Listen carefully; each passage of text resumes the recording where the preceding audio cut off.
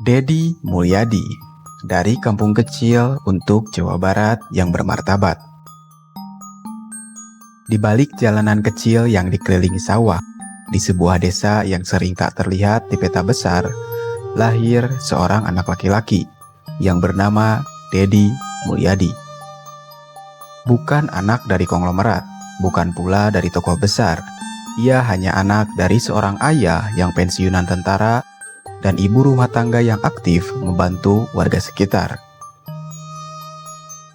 Rumah mereka kecil, halaman tak beraspal, tapi disitulah nilai-nilai besar ditanamkan tentang kejujuran, kerja keras, dan bagaimana menjadi manusia yang tidak menyakiti manusia lain.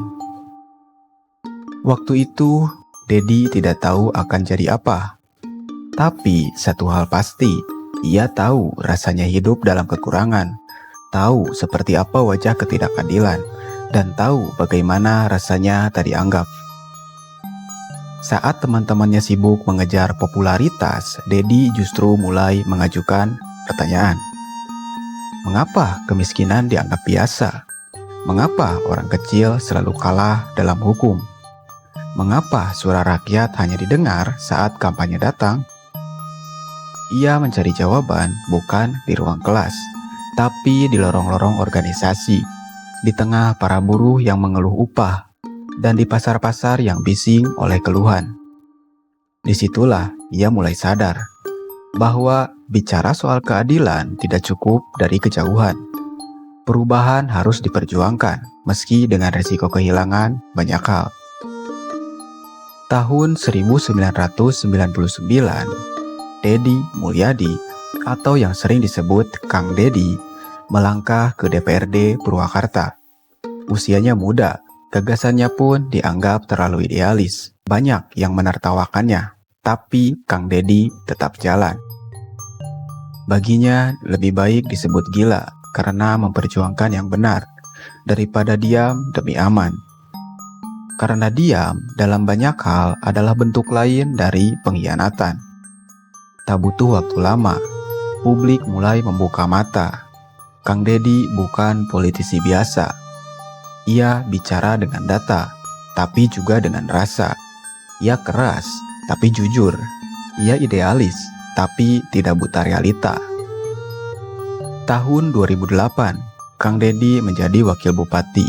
Tak lama kemudian, ia dipercaya menjadi Bupati Purwakarta selama 2 periode. Di tengah kebisingan pembangunan, Kang Dedi melakukan hal yang tak biasa. Ia memulai pembangunan bukan dari beton, tapi dari budaya. Purwakarta tak lagi hanya dikenal sebagai kota transit. Ia menjadikannya kota yang punya identitas. Tugu-tugu dengan filosofi Sunda berdiri. Mural lokal hadir di dinding sekolah. Dan pelajaran budaya lokal diajarkan sejak usia dini. Ia tahu kita tak akan pernah benar-benar maju kalau lupa dari mana kita berasal. Di Senayan, Kang Dedi membawa suara mereka yang suaranya paling sering diabaikan. Petani, nelayan, dan rakyat kecil. Ia tidak hanya hadir sebagai wakil rakyat. Ia hadir sebagai cermin dari penderitaan yang pernah ia alami. Namun, setelah bertahun-tahun, ia merasa ada sesuatu yang hilang. Ia terlalu jauh dari tanah tempat jiwanya tumbuh. Ia merasa hatinya tak lagi utuh. Tahun 2023, ia membuat keputusan paling emosional dalam hidupnya. Mundur dari DPR dan meninggalkan Partai Golkar. Banyak yang menganggap itu adalah langkah yang sangat nekat. Tapi bagi Kang Dedi, itu adalah jalan pulang. Ia ingin kembali membangun dari akar, dari Jawa Barat. Februari 2025, Kang Dedi Mulyadi dilantik sebagai Gubernur Jawa Barat. Tapi ia tak menganggap itu sebagai kemenangan. Karena bagi dia, ini bukan tentang dirinya. Ini tentang orang-orang yang selama ini hanya bisa berharap tanpa pernah didengar. Ini tentang tanah yang mulai kehilangan pohonnya. Sungai yang mulai tak jernih. Dan budaya yang mulai terasa asing di rumahnya sendiri. Setiap pagi, ia tetap belusukan, karena jabatan tak boleh menjauhkan pemimpin dari realita. Ia hadir di sawah, di gang sempit, di rumah-rumah yang jarang dikunjungi. Ia tak perlu protokoler panjang, karena ia percaya rakyat tak butuh pemimpin yang tinggi di atas menara. Rakyat butuh pemimpin yang tahu bagaimana rasanya berjalan di jalan rusak saat hujan. Ia menerima banyak penghargaan, tapi yang paling membekas bukanlah trofi atau piagam. Penghargaan terbaik adalah senyum warga yang merasa hidup mereka lebih baik berkat perubahan yang ia bawa. Itulah puncak tertinggi dari sebuah perjalanan panjang, ketika kehadiranmu membuat orang lain hidup lebih layak. Bagi Kang Deddy, kemajuan bukan berarti meninggalkan akar.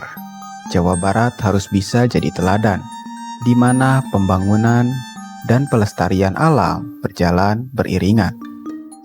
Di mana kemajuan tidak berarti penyeragaman, tetapi keberagaman yang dirayakan.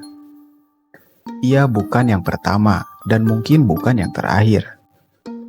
Tapi ia adalah bukti bahwa dari kampung kecil, seseorang bisa menyentuh langit tanpa pernah lupa tanah tempat ia berpijak. Deddy Mulyadi, seorang anak kampung yang tidak pernah berhenti mencintai.